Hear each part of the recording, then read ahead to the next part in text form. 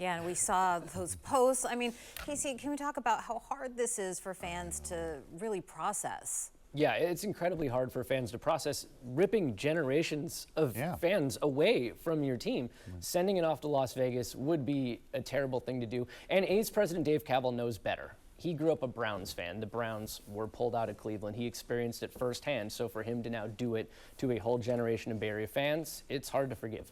All right, now, we want to be realistic here, obviously, but Casey, is there even a sliver of hope that things might work out? Yeah, so this is really interesting.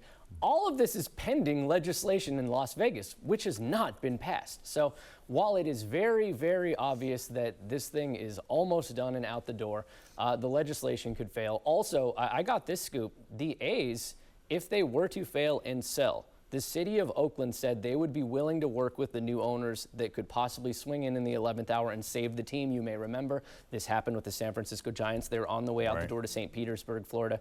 The Sacramento Kings. I remember watching Kings broadcasters crying on the air the last time the Kings played a game. They were gone, and guess what happened? They played in Sacramento. So no false hope. This but it can happen. Right. This can happen, but it doesn't look great.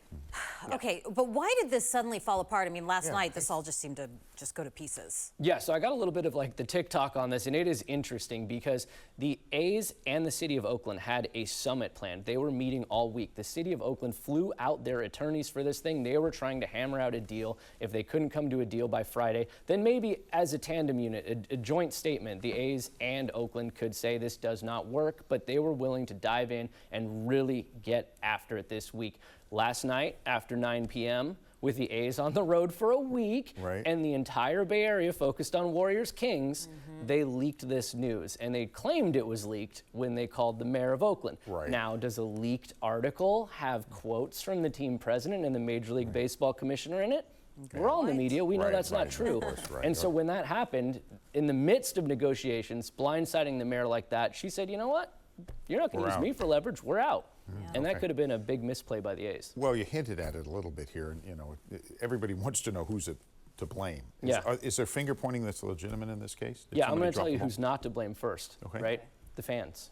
Yeah, of course. Fans are not to blame in this. The fans were mistreated. The A's traded off their players. They did not spend on the team. They threatened to leave. The fans are not to blame. The A's ownership, it starts at the top and it ends there. The A's ownership is to blame 100% for this. Now, the city of Oakland was asked to raise $352 million.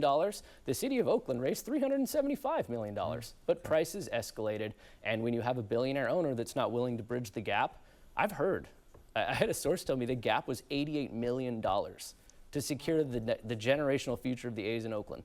And that's pennies on the dollar for a billionaire. Right, sure. And that is far less than most MLB free agents are getting.